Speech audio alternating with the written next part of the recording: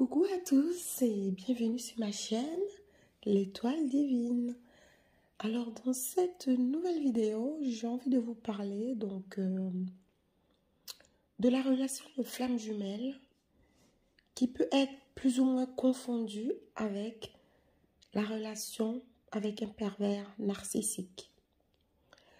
Parce que en fait, pour vous expliquer, sachez que les tout débuts, c'est-à-dire les premiers moments de la relation de flamme jumelle entre un chaser et un runner peut plus ou moins s'apparenter à un début de relation avec un pervers narcissique ou une perverse narcissique. Parce que les pervers narcissiques, ça existe du côté de la femme comme du côté de l'homme.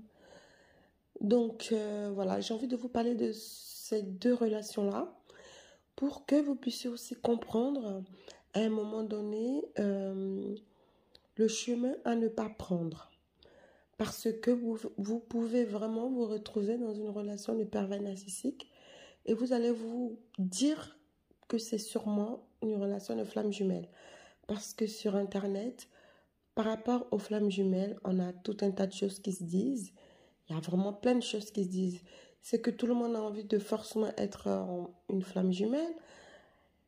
Et le fait qu'il y a pas mal de souffrance derrière, à partir du moment qu'il y a une souffrance, dans une relation, on se demande est-ce que ce n'est pas forcément une relation de flamme jumelle. Mais la relation de flamme jumelle, c'est vraiment une relation qui est atypique. Il y a des choses vraiment qui se passent de manière incroyable. Donc, on peut quand même se tromper dans les débuts. Mais avec le temps, ça ne ment pas. Avec le temps, on peut vraiment se rendre compte réellement qu'on est dans un parcours de flamme jumelle. Ou si on n'a pas cette possibilité-là, on peut se le faire valider par des personnes habilitées à l'enseigner, en fait. Donc là, pour commencer, en fait, quand on débute une relation, on va dire, de pervers narcissique, sachez que le pervers narcissique, c'est quand même une personne qui est différente du chaser ou du runner. Donc, un pervers narcissique, c'est quelqu'un qui se nourrit plus ou moins ou complètement même, qui se nourrit de mal-être des autres. C'est-à-dire, le pervers narcissique, c'est quelqu'un qui a un gros mal-être en lui. Et donc, pour pouvoir se sentir mieux, il a besoin de voir le mal-être chez les autres. Donc, déjà, dites-vous que c'est pas du tout la pensée d'une flamme jumelle. Ça n'a rien à voir, déjà. Mais comme dans les débuts, la plupart, les deux flammes jumelles ne sont pas complètement éveillées. Donc, il peut y avoir des blessures qui ressurgissent dans les débuts de parcours et qui peut mettre à mal chaque flamme jumelle. Donc, dans la relation de pervers narcissique, bien sûr que dans les débuts, on a des blessures. Chaque personne a des blessures. Même le pervers narcissique a énormément de blessures. C'est pour ça que il a, on va dire, cette envie-là aussi de blesser les autres. Quelqu'un qui se sent bien dans sa peau, qui se sent bien dans sa tête, a envie de diffuser le bien-être autour de lui. Mais quand c'est dans le sens contraire, c'est également aussi la même chose. Donc le pervers narcissique en début de relation, bien sûr, quand le pervers narcissique a envie de trouver sa proie, il va faire sa parade. Il va faire une parade. Moi, j'appelle ça une parade. Parce que la parade, bon, ça existe chez les animaux, mais aussi chez les humains. Donc, une fois qu'il a vu une personne qui potentiellement peut être sa proie, eh ben, il va faire sa petite parade. Il va séduire la personne. Il va mettre la personne en confiance. Il va être là pour la personne, pour servir cette personne. Peu importe que ce soit un homme ou une femme. C'est pour ça que je préfère dire la personne. Parce que dans les deux cas, ça fonctionne aussi, le pervers narcissique. Donc, il va tout faire pour rendre cette personne-là dépendant de lui. Et il va aussi apporter le bien-être autour de cette personne-là, jusqu'à ce que la personne ait vraiment confiance en lui. Et donc, une fois que la personne a confiance à son pervers narcissique, et bien, maintenant, le pervers narcissique va rentrer en jeu. Il va commencer à s'éloigner de cette personne-là. Ce qui est aussi pareil par rapport à la flamme jumelle. Il y a la fuite. Donc, dans la relation de pervers narcissique, il y a la fuite. Le pervers narcissique, pour pouvoir mieux manipuler sa proie, il lui crée une carence. C'est-à-dire, il lui crée une carence de sa présence. La carence de sa présence, c'est d'être absent auprès de cette personne-là. Alors qu'auparavant, il lui a fait tout un tas de choses, miroiter la belle vie, sa présence, des cadeaux, plein de choses. Et donc, en ce moment-là, il va disparaître, le pervers narcissique, et il va donner de moins en moins de nouvelles. Il va être de moins en moins présent dans la relation, et ce n'est pas pour qu'il quitte la personne, c'est juste pour créer de la dépendance. Et donc, quand il va comprendre que la personne réclame sa présence, il va venir de temps en temps continuer la relation en s'excusant de son comportement, en lui faisant comprendre je ne pouvais pas parce que j'avais ci, parce que j'avais ça. Et le pervers narcissique aussi, hein, il a aussi une personne tierce. Parce que pour pouvoir mieux manipuler sa proie, il faut qu'il y arrive aussi à avoir certaines ressources auprès de d'autres personnes. Donc, il puise de l'énergie ailleurs et une fois qu'il se sent fort, il vient détruire encore plus sa proie. Donc, le processus de pervers narcissique, c'est quelque chose de très, très, comment dire, difficile à détecter au départ parce qu'il est très, très malin, le pervers narcissique. La personne qui est perverse narcissique a vraiment tout un tour dans son chapeau. C'est un comédien, c'est un artiste. Il va avoir des situations, il va se mettre dans des situations où il va vraiment jouer la comédie pour arriver à ses fins. Donc, quand il va comprendre que sa proie est dans la demande, veut ceci, veut cela, tout ce qu'il donnait avant, il va arrêter de le faire. C'est-à-dire, si au début, il aimait bien emmener sa proie dans des soirées, il aimait bien lui faire des cadeaux, il aimait bien lui faire des cadeaux, il était toujours là, présent, à être serviable. À partir du moment où il a décidé de mettre en carence sa proie pour mieux l'accrocher à lui, il va arrêter de lui apporter tout ça.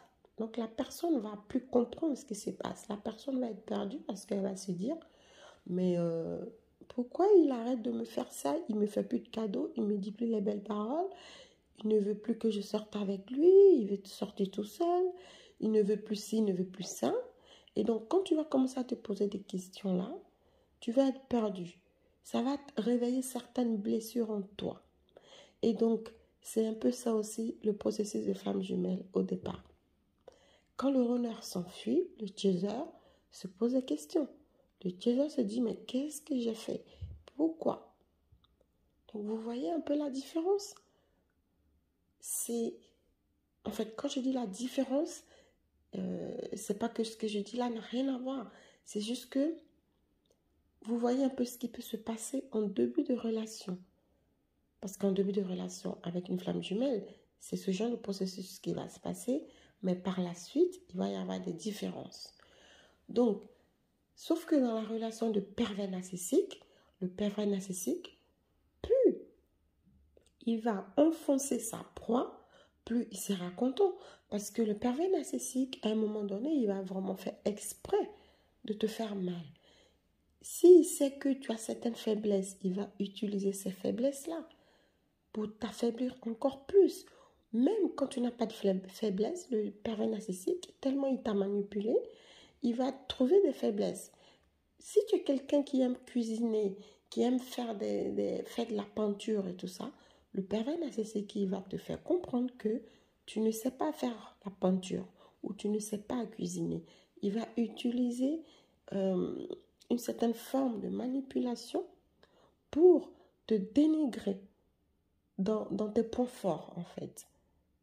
Alors que comprenez que la relation de flamme jumelle, c'est de pouvoir se lever, avoir un plus haut potentiel d'énergie, de puissance pour pouvoir diffuser l'amour divin sur la planète Terre. Mais le pervers narcissique, il veut t'éteindre.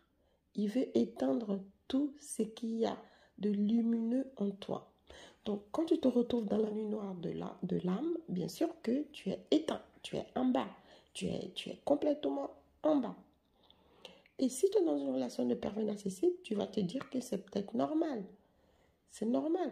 Pour les personnes qui comparent à chaque fois, s'ils ont le malheur de tomber sur un pervers narcissique, eh ben, les personnes-là vont continuer à comparer. Elles vont dire, bah, c'est normal, c'est la nuit noire de l'âme, c'est normal, c'est la relation de flamme jumelle qui demande ça. Mais quand tu es dans une relation de pervers narcissique, n'oublie pas que quand tu es dans une relation de pervers narcissique, tu vas aller vers le bas, tu ne vas pas aller vers le haut. Donc, à toi de t'écouter, à toi de comprendre tes intuitions, tes voix qu'il y a au fond de ton âme. On a des voix en nous qui peuvent nous guider sur une certaine voie. Mais il ne faut surtout pas que tu fasses off de tes intuitions. Parce que tu vas te mettre dans une certaine liberté en disant, de toute façon, je n'ai pas trop à me poser des questions. Je n'ai pas de questions à me poser parce que c'est la relation de flamme jumelle. Il y a la nuit noire de l'âme, il y a les blessures, il y a la souffrance, il y a tout ceci, il y a tout cela. Oui, bien sûr qu'il y a, il y a la nuit noire de l'âme, mais la nuit noire de l'âme, c'est, comment dire, c'est une période où tu dois t'éveiller. C'est une période dans laquelle tu dois avoir des réponses à tes frustrations. Alors que le pervers narcissique ne te donne pas de réponse. Le pervers narcissique va faire que te questionner, tu vas te poser des questions sur toi-même jusqu'à ce que tu perdes confiance en toi. Donc oui, dans la relation de pervers narcissique, il y a la lune de miel hein, au départ, c'est cool. Après, il y a la distance. Et il y a un coureur et un fuyeur. Je n'ai pas envie de dire dans la relation de pervers narcissique, parler de teaser et runner, parce que ça n'a rien à voir. Même si c'est à peu près la même technique. Donc, toi qui es la proie du pervers narcissique, tu vas lui courir après. Pendant ce temps-là, lui, il va te fuir. Donc, il va revenir de temps en temps pour voir si son plan a bien fonctionné. Pour voir si quand il vient à nouveau auprès de toi, comment est-ce que tu vas réagir. Si tu le prends comme si ça devient une fête foraine pour toi parce que ton pervers narcissique est revenu vers toi et que c'est le 14 juillet dans ta tête, tu es heureux ou heureuse, il va se dire, ah c'est cool, je suis venue, elle est contente, oui il est content, bah, ça me donne encore plus l'occasion de repartir. Et il va refuir. Il va te requitter, il va me remettre la distance. Et au fur et à mesure, tu vas t'accrocher et tu ne vas plus pouvoir réellement t'en sortir. Et ça peut durer longtemps comme ça. Parce que le pervers narcissique, il n'en a rien à faire de ton bien-être. Il s'en fout. Si lui, il peut venir déverser son venin sur toi et qu'il te voit en souffrance, lui, il va jubiler. Et pendant ce temps-là, il peut aussi avoir une autre proie. C'est-à-dire le pervers narcissique, il a plusieurs proies. Alors après, quand tu vis, parce que ça arrive que tu vis avec ton pervers narcissique sous le même toit, bien sûr que ça va être le même processus. Sauf que il t'a tellement manipulé que tu auras beaucoup de mal à en sortir. À partir du moment où tu vis au quotidien avec ton pervers narcissique, là, tu vas vite comprendre que ce n'est pas une relation de flamme jumelle. Ça n'a rien à voir. Là, j'essaie de faire la comparaison, c'est par rapport au début de relation. Donc, que ce soit une relation de pervers narcissique et une relation de flamme jumelle, les débuts se ressemblent. Donc, d'où la nuance. Il ne faut pas se tromper quand on est en train de débuter une relation de pervers narcissique. Ce n'est pas du tout une relation de flamme jumelle. Et donc, ce processus-là peut durer longtemps. Il y a des personnes qui sont pendant des années dans le parcours de pervers narcissique et qui vont toujours se dire que, tiens, c'est une flamme jumelle, qui vont persister alors qu'elles sont vraiment perdues, elles perdent tout dans cette relation-là et elles n'ont même plus la capacité ou la possibilité de se relever. Parce que dites-vous que le pervers narcissique, c'est une personne qui est puissante. C'est une personne qui va étudier vos faiblesses de A à Z. Donc, tant que vous êtes dans ses bras, vous n'allez pas avoir la possibilité de vous relever. Même il y a certaines personnes qui sortent des relations de pervers narcissiques et qui ne s'en remettent pas. Qui sont obligés de suivre des thérapies, etc. Mais qui ne s'en remettent pas. Donc, il faut vraiment faire attention à cela. Bien vrai que la relation de flamme jumelle est une relation puissante. C'est une relation qui te fait sortir de tout un tas de choses. C'est une relation qui te remet à plat, qui met les pendules à l'heure. Mais dans tout ça, c'est une relation qui te met haut. C'est une relation qui te fait pousser des ailes. Parce que après, comme on dit, après la pluie vient le beau temps. Ça se passe comme ça dans la relation de flamme jumelle. Et dans la relation de flamme jumelle, il n'y a pas de méchanceté. Il n'y a pas de violence physique. Une flamme jumelle est incapable de lever la main sur son autre. C'est impossible. C'est impossible. Même si il y a des accrochages, même s'il y a des incompréhensions, impossible pour une flamme jumelle de frapper l'autre, de mettre des coups. C'est impossible. Si ça arrive, sincèrement, vous n'êtes pas flamme jumelle. Parce que comprenez aussi que, là je vous parle des pervers narcissiques, pour pouvoir faire la comparaison au début, pour ne pas que vous vous trompiez, mais sachez que la fausse flamme jumelle, elle existe. Il y a aussi des fausses flammes jumelles. Le plus souvent, les vraies flammes jumelles, avant de rencontrer leurs jumeaux, elles vivent ou ils vivent souvent soit une relation avec une fausse flamme jumelle, soit une relation avec un pervers narcissique. Ça arrive, c'est très souvent, c'est très courant ça. Ça arrive. Moi, personnellement, j'ai vécu une relation avec une fausse flamme jumelle. Et il y en a plein d'autres qui l'ont vécu.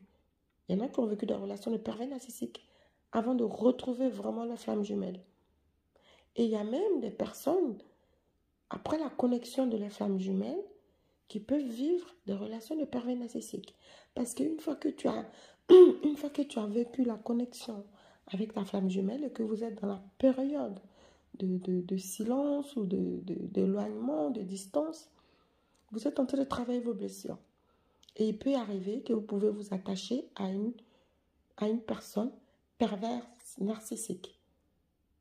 Parce que vous êtes tellement mal, le pervers narcissique va trouver une proie tout simplement. Vous êtes, on va dire, à mal au plus profond de vos blessures. Et ça, le pervers narcissique, il va s'en nourrir. Donc, vous pouvez faire des rencontres de pervers narcissiques. Ça va vous perturber. Ça va parfois vous détourner de votre flamme jumelle. Mais de toute façon, à partir du moment où vous avez eu la première connexion avec votre flamme jumelle, peu importe les relations que vous allez avoir, ça ne va pas durer. Parce que si vous êtes voué à vivre avec votre flamme jumelle, eh bien ça va arriver. Tout ce que vous allez vivre en parallèle, etc., ça n'ira pas loin, ça ne va pas aboutir. Parce que la source vous a promis cette union avec votre flamme jumelle. Donc, sachez qu'il ne faut vraiment pas confondre la relation de pervers narcissique et de flamme jumelle parce que la ressemblance n'est pas loin. La ressemblance, elle est vraiment pas loin dans les débuts. Du coup, vous allez vous accrocher à la mauvaise personne et vous allez souffrir en ne plus finir en fait. Vous allez vous perdre. Donc, sachez que la relation de flamme jumelle va vous accompagner à l'éveil spirituel.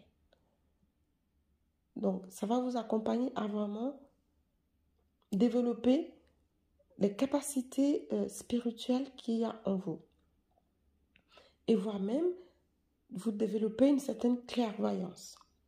Donc, si vous êtes dans une relation et que vous n'avez pas tout ce genre de choses, malgré qu'il y a des similitudes dans les débuts de relation, sincèrement, posez-vous bien les questions. Mettez-vous vraiment en phase avec votre âme pour que vous puissiez vraiment détecter, est-ce que ce que je vis aujourd'hui, je dois vivre cela, est-ce que c'est normal? Vous allez vite comprendre que dans la relation de pervers narcissique, c'est pas normal ce que vous vivez, mais vous ne pouvez pas vous en empêcher. Donc, si vous êtes dans une relation et que vous pensez que c'est votre flamme jumelle et que vous vivez des situations horribles et que vous-même, vous vous dites que vous ne méritez pas ce genre de choses, c'est que vous n'êtes pas dans une relation de flamme jumelle. Donc, faites vraiment attention dans les débuts de relation de ne pas vous perdre. Voilà, faites vraiment attention. Après, il y a certains signes qui prouvent que vous avez rencontré votre flamme jumelle. Donc, ne les oubliez pas non plus. Donc, voilà. Alors, c'était pour vous informer qu'une relation de flamme jumelle, dans les débuts, et une relation de pervers narcissique, il y a vraiment pas mal de ressemblances.